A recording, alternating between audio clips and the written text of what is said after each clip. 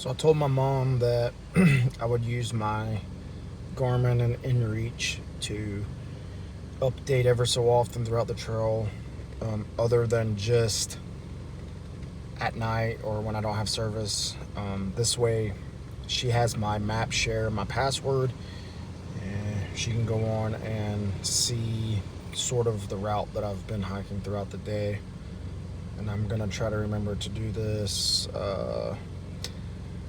I don't know, every so often, every couple hours or every 4 or 5 miles. Just when I think about it, I'll stop, send a message, kind of say where I'm at.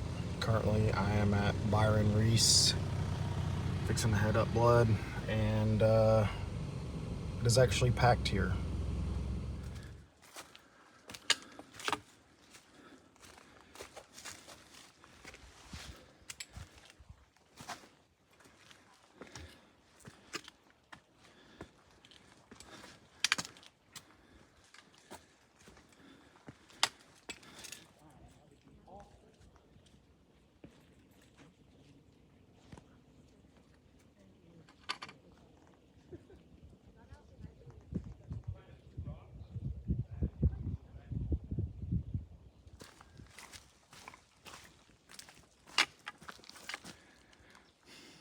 Wanted to bring you guys along for the first steps.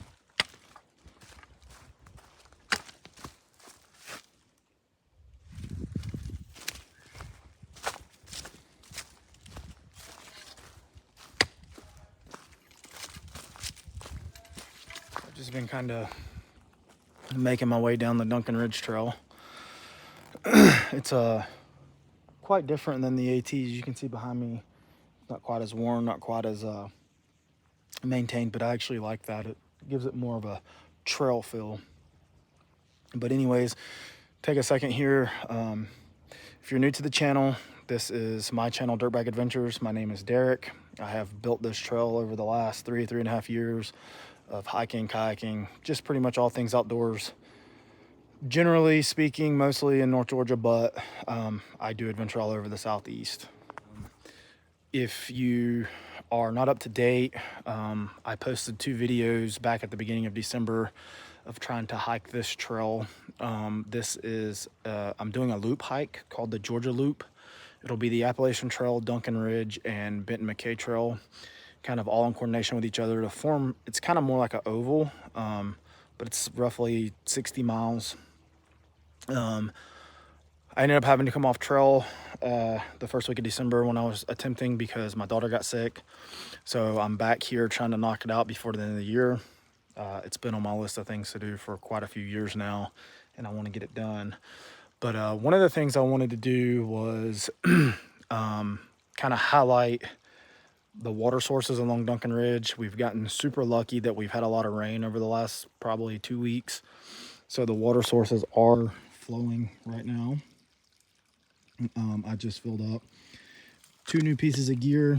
I got a lot of new gear, but since we're here, this is the Be-Free water filter and the Platypus 2-liter soft bladder. And I'm going to say that 100% I already enjoy them more than the Sawyer Squeeze. You know, that Be-Free pushes a lot more water than the Sawyer does. It's easier to clean the filter. I don't have to carry a syringe. There's plenty of other videos out there, so I'm not going to go into all that detail about it. But I will say that so far I am 100% satisfied over the Sawyer Squeeze. I've not hiked the Duncan Ridge before, so I know absolutely nothing about this trail as far as just storable memory, but I did quite a bit of research. And there is one channel that I watched on YouTube. It's a lady hiker, and I can't remember her YouTube channel right off, so I'll post it down at the bottom of the clip. But she did a really good job of outlining most of the campsites and the water sources. So I actually took the time to watch her video, go through and pin everything that she talked about in her video into my Gaia. And I'd actually forgot about this little spring here, but in her video, she hiked in from Vogel, which is just down the valley here. And when she got to Slaughter Gap, in her video, she mentions that there is water 0.1 mile up towards Blood Mountain from Slaughter Gap, and thankfully the rain, it is flowing well.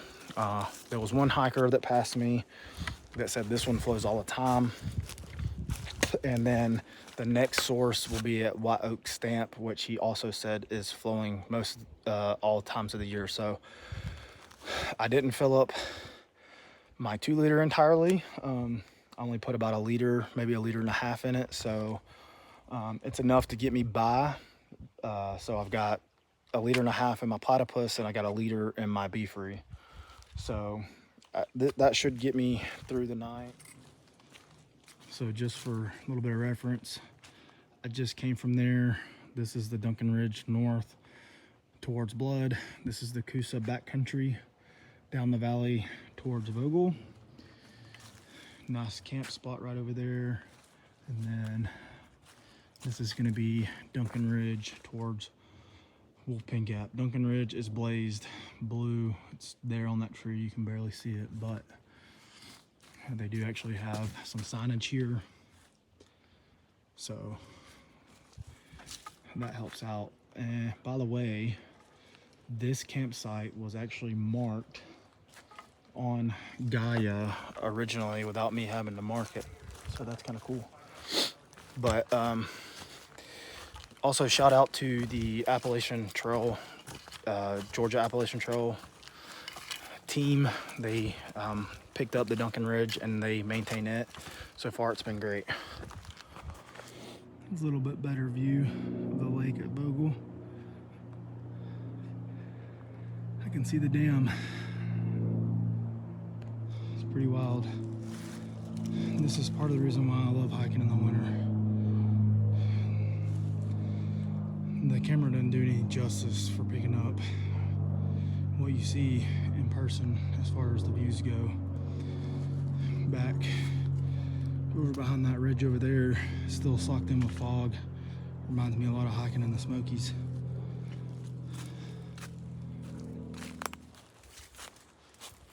And this is what wintertime hiking and ridge hiking is all about. I've been walking with this view on my right for probably the last little bit, and it is awesome.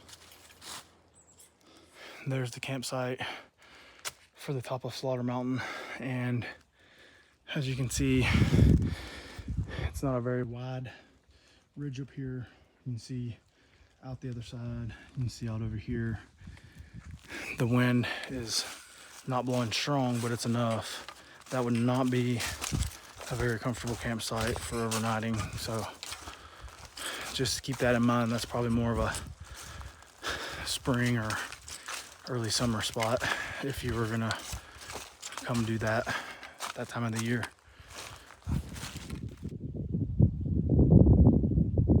The welter survive. The tree is just growing right off the top of that rock. And I know the conditions get pretty harsh up here. We're right at 4,000 feet elevation, so we're above the snow line. I know this mountain will see snow before a lot of the others. And again, the wind, so pretty impressive. Gotta love nature. All right, coming down to Wolfpen Gap. You can see the road there. There's a couple motorcycles sitting down there. There is a Coopers Creek WMA sign there. That road that you're looking at, let's see, right there is Duncan Ridge Road. It's a Forest Service road. This is Highway 180, also known as Wolfpen Gap. There's a car coming from the left there. If you go back that way about 10 or 11 miles, that'll take you to Suches. If you go back this way to the right, that'll bring you back to Highway 129 at Vogel State Park. That must be Coosa Bald. Well, that's either Wildcat Mountain and Coosa Bald behind it, but I think the first climb here is Wildcat. Just came across Wolfpen Gap there. Talked to the bikers for a bit. They were out on a big loop ride, been over on Blood Mountain, and I'm guessing did the Highway 60 up to Such's Wolfpen Gap Loop. Now they're headed back towards Blood, but I just checked right back down here.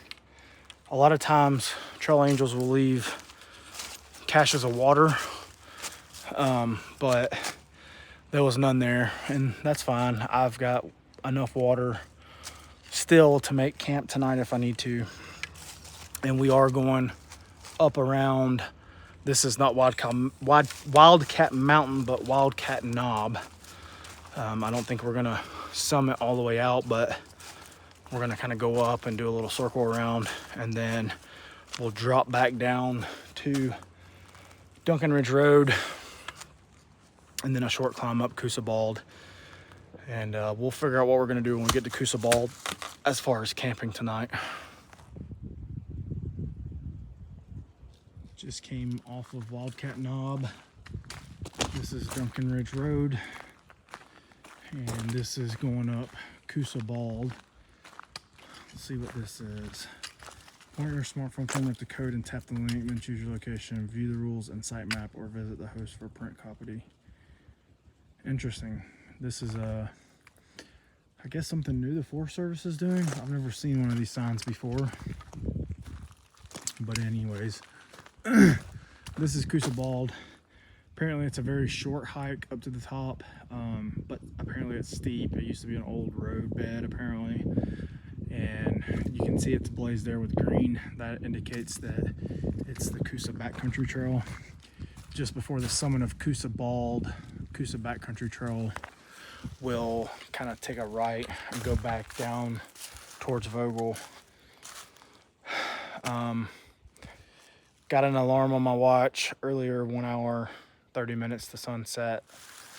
It's clouded up pretty good, and the winds picked up a little, so I didn't make nowhere near the miles I wanted to make today, and I've got a decision to make if I want to camp at the top of Coosa, which wouldn't be very smart with the wind unless I can find somewhere to tuck away from the wind, or if I want to hike down the backside of Coosa to White Oak Stamp Gap. There is a spring about 100 yards off the road, and there is like 2 nice camping sites there. If I hike the White Oak Stamp, that's gonna run me into dark probably. If I stay up here at the top of Coosa, I'll have time to set up camp and get dinner and stuff cooked before dark. So I'm just gonna weigh my options while I'm hiking up Coosa, and I'll let y'all know what I'm doing. Okay, so I told you guys a little while ago that I was gonna make a decision when I was climbing up Coosa, and I made my decision as I was climbing up Coosa. So I'm about 300 yards maybe from the very top of Coosa Bald, so technically haven't even summited Coosa Bald yet. And like I said earlier, there's a side trail with a dry campsite. That's where I'm at. This is actually the Coosa Backcountry Trail. It goes down through that way, and it's a spur trail. It leaves Duncan Ridge just right up there. I mean, we're pretty much looking at Coosa Bald from here. And so went ahead, set up camp, got my bear bag hung, changed clothes. I wanted to do that before dark so that I could lay them out and let them dry out a little bit. The socks are pretty much almost dry. My base layer kind of dried out while I was putting up the tent and stuff. So hopefully before I go to bed, it'll be good and dry. And if it's not, then I'll shove it in the bottom of my sleeping bag, and it'll be ready to put back on first thing in the morning. Another reason why I wanted to set up camp a little bit early is because I kind of wanted to show you guys some things that I got since my last video was put out. So just a forewarning now, I know there's probably a good bit of viewers on here who are watching to see the trail and all and whatnot, but I wanted to take a few minutes, probably the next 5, 6, 8 minutes, kind of go over some. Sorry, thought I heard something. I don't know how, because it's a drop off over there, but whatever. Wanted to take like the next 5 or 8 minutes, maybe 10 minutes to kind of go over some new gear that I got since the beginning of December when I tried the first loop hike and had to come off trail.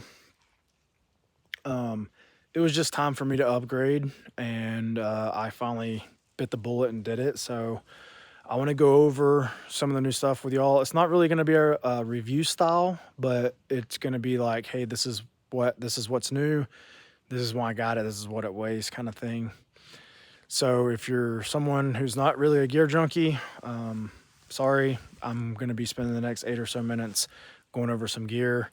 And then after I go over some of the gear that I got, I'm going to make dinner and get ready for Hiker Midnight.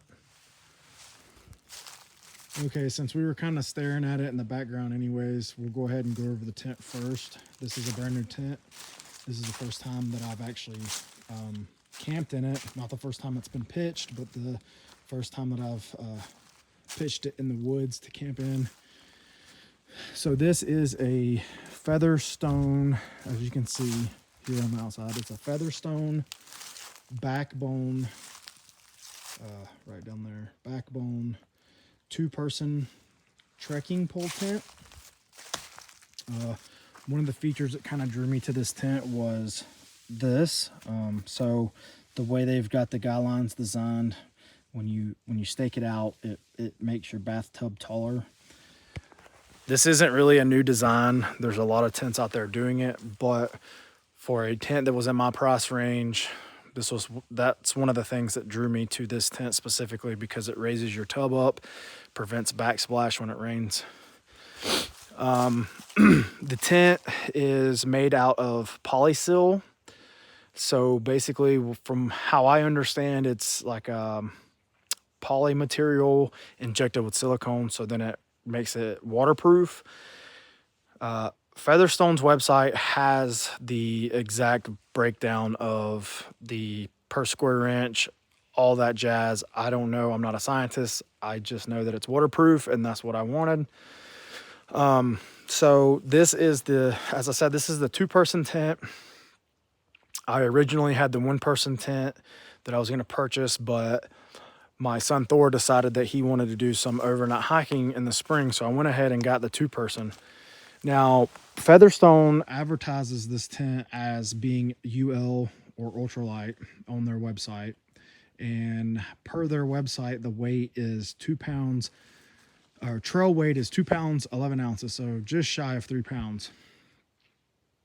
And it was only like 6 or 7 ounces more than the 1-person tent, if we're talking ounces here.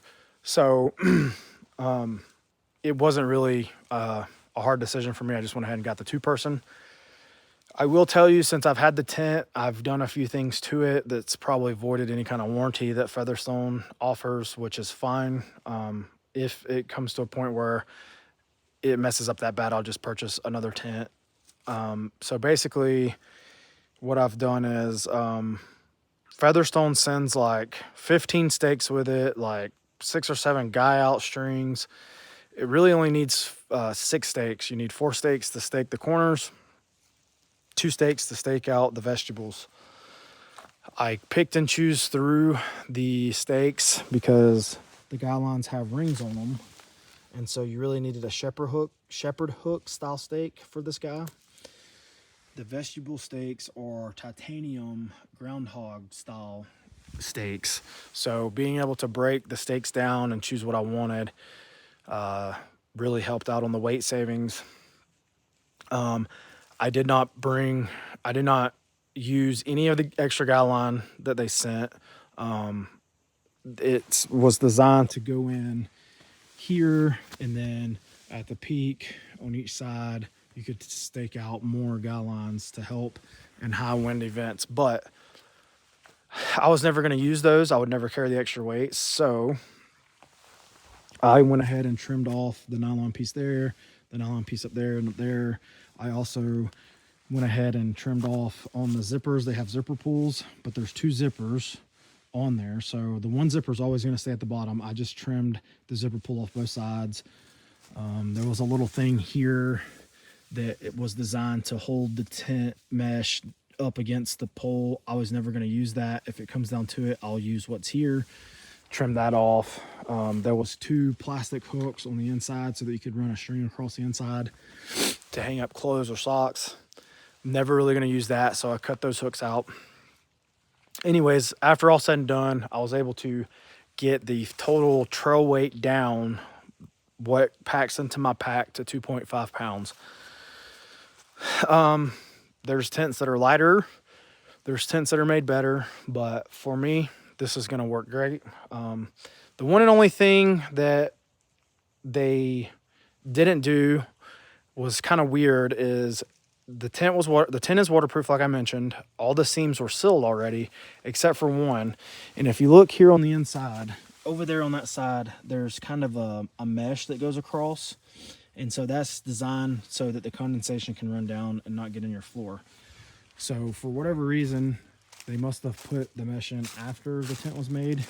So this seam here on this side was not sealed. They sent a kit to seal it. So I pitched the tent in the yard, sealed it. I left the tent sitting in the yard through rain, wind, just sun, all the different elements for like, I think ended up being 4 days. I was on a stretch where I had to work. I didn't have time to mess with it. So I just left it pitched in the yard. And when I went out to take the tent down and everything, there was no water on the inside. There was not really any condensation. It withstood the wind without the extra guidelines. So far, I'm impressed. We're going to see how it works out tonight.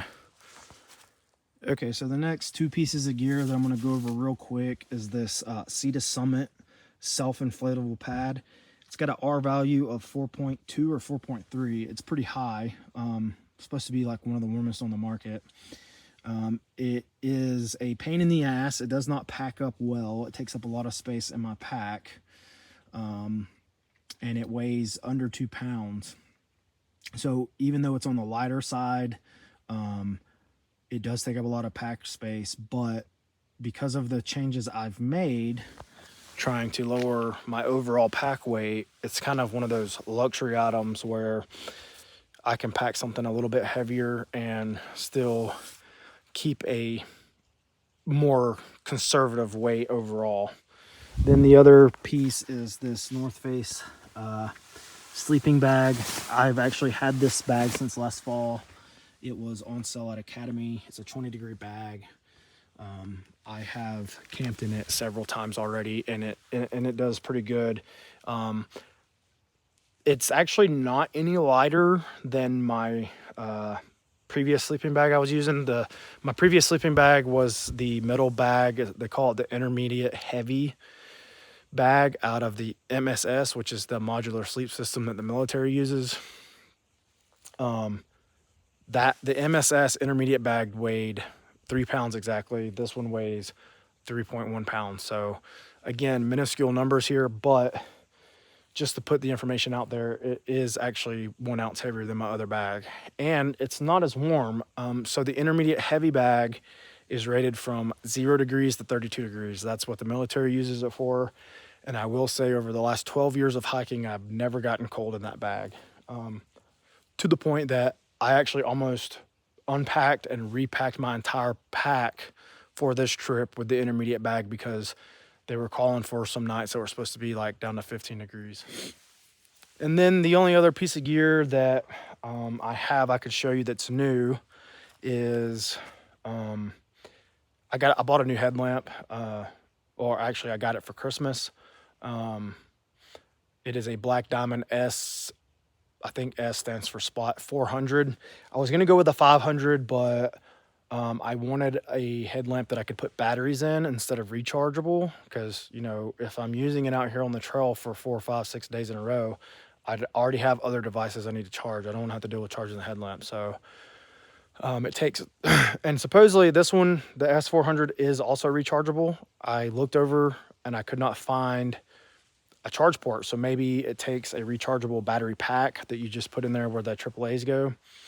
But it takes 3 AAA batteries, and I packed 3 extra batteries in my first aid kit. It's got several different modes. It's great. I should have bought one many, many years ago instead of using all the cheap ones I've used. And also, since we're talking about new gear, the hiking poles are new. They're Black Diamond. I had gotten away from using Black Diamond hiking poles quite a few years back. I started using just a wooden staff, and that staff has been with me all over the Southeast on many, many, many miles. But my option for the tent was either get hiking poles or try to make my own, and it was just easier to get the hiking poles. They did come in handy today. There was a couple places where I would have probably fallen without them, so they've already served their purpose in two different ways. So with all that being said, I am using the Hyperlite bag that I got from my brother. I did a little bit of research on that bag. That bag was actually made in like 2013. It was like one of the first bag designs that Hyperlite produced. I did a little bit of modification to the bag. I took the frame stays out. I cut some of the extra straps off. I got the pack weight of it down from 2 pounds to like 1.4 pounds. So with the pack, the tent, the sleeping bag, sleeping pad, 4 days worth of food, a change of clothes, my ultralight stove, fuel tabs, GPS unit. I mean, my pack weight is down to like, let's see, it was 19 pounds when I got out of the car at Blood Mountain, and then I put a liter of water in it, so it's probably like 21 pounds. I did stop and get another 1.5 liters of water back when was thinking about what I was going to do tonight, because I knew I was going to need water here at camp. So I was probably carrying somewhere around 23 pounds at the height of the weight today. Tomorrow it'll be even lighter, even with water, because I'm going to eat probably a good bit of the food. I'll eat a day's worth of food tonight. Since I missed breakfast and lunch, I'll either save it or eat most of it. And that way that'll drop me probably 2 pounds by tomorrow. So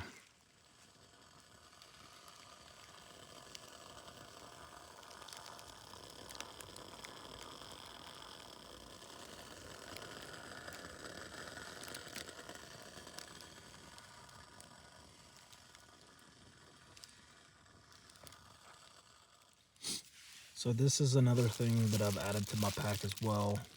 You just seen me holding it up a while ago, blocking the fire. So it works good as a windshield, but you take these strings off and it opens up, there's a pocket. After I poured the water into my Ziploc bag with my dehydrated food, stirred it up really well, sealed the Ziploc, put the Ziploc in there. This works as an insulator to help cook that food.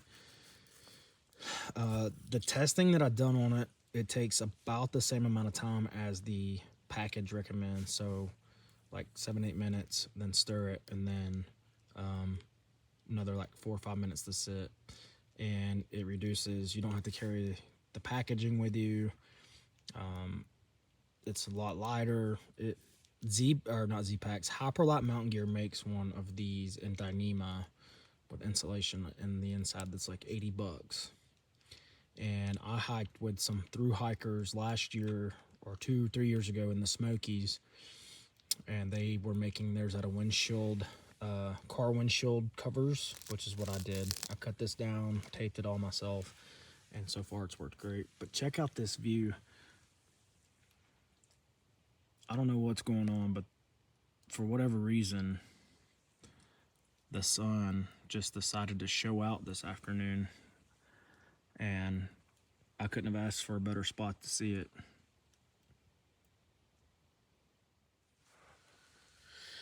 All right, guys, it is hiker midnight. I ate and went and hung the trash and the bear bag and all, and now I've just been kind of going through some of the content that I got today, trying to do a data dump and clear up some space for tomorrow's hike. So I'm finally getting a bit sleepy here, and we're gonna call it hiker midnight. I'll catch you guys in the morning.